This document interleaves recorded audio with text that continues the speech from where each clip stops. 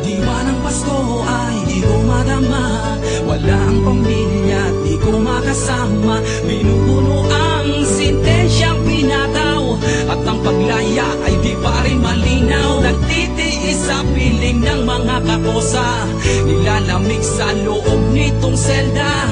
Natitirang pag-asa yaking kinapitan, at umaasang sasaya ang kapaskuhan. Ilang paso walang daan, mundo ko'y madilim pa rin. Ihip ng hangin sa labas, hindi kaya naliparin ang kasiyahan at ibalot sa malungkot kong kapalaran. Yan ang hiling ko na regalo na hindi mababayaran. Pero paano makakamit kung ang langit ay di sang-ayon? Gusto kong kumawala, tumakas pero masama yun. Sa Pasko kasalo ko ay tulad kong bilanggo, di makapiling ang pamilya na sa'kin inilayo. Na ang pagitan ay mga rehas at pader nakasarayan ng aking landas na pinasok na aking nakasanayan.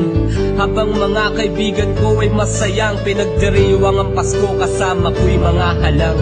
Diwa ng Pasko ay di ko madama, wala ang pamilya, di ko makasama. Binubuno ang sentensyang pinataw, at ang paglaya ay di pa rin malinaw. Nagtitiis sa piling ng mga kakosa, nilalamig sa loob nitong selda. Natitirang pag-asa yaking kinapitan, at umaasang sasaya ang kapaskuhan. Sa loob ng selda, Noche Buena, di man lang makatikim. Tanging pampawi pumikit habang mumuya sa dilim, at nangangarap na kasama ang mga mahal sa buhay. Di alam kung may parol na nakasabit sa aming bahay. Pupunasan na lang ang luwa na sa'kin ay papatak. Magpapasko na namang walang ama ang aking anak, nakasama magsimbang gabi, matulog ng magkatabi. Meron pa bang pag-asa kung wala na ring nalalabing panahon dito sa kulungan na tinuring kong tahanan? Bumubuno ng araw sa salang, di ko kasalanan. Pagbilang sa mga numero ng kalendaryo ang libangan. Ito ang Pasko sa kulungan, di mabalanse ng timbangan. Diwa ng Pasko ay di ko madama, wala ang pamilya, di ko makasama. Binubuno ang sentensyang pinataw, at ang paglaya ay di pa rin malinaw. Nagtitiis sa piling ng mga kakosa, nilalamig sa loob nitong selda.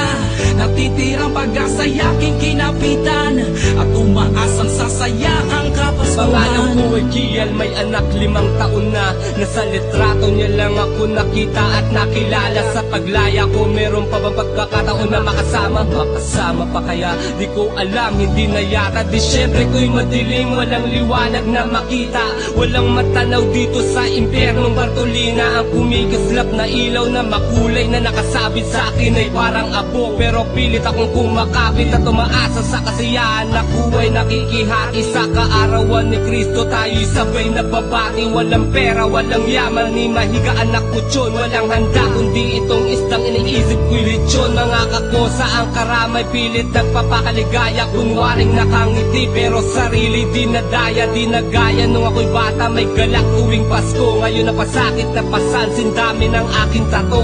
Di malaman kung kakayanin tanggapin ang mga sakit. Ang mawalay sa aking mahal, hindi kaya kahit saglit. Sapagkat kung wala sila, ang buhay ko'y hindi kumpleto. Konkreto man aking tapang, dinudurog din ang anino ng nakaraan. Nung pamilya ko'y buo pag may okasyon, makita ko lang na sama-sama nawawala aking tensyon. Pagbabago sa sarili ay aking papatunayan, at magsasabi na anak, huwag mo kong tutularan. Diwa ng Pasko ay di ko madama, wala ang pamilya, di ko makasama. Binubuno ang sentensyang pinataw, at ang paglaya ay di pa rin malinaw. Nagtitiis sa piling ng mga kakosa, nilalamig sa loob nitong selda. Natitirang pag-asa yaking kinapitan, at umaasang sasaya ang kapaskuhan. Diwa ng Pasko ay di ko madama, wala ang pamilya, di ko makasama. Binubuno ang sentensyang pinataw, at ang paglaya ay di pa rin malinaw. Nagtitiis sa piling ng mga kakosa, nilalamig sa loob nitong selda. Natitirang pag-asa yaking kinapitan,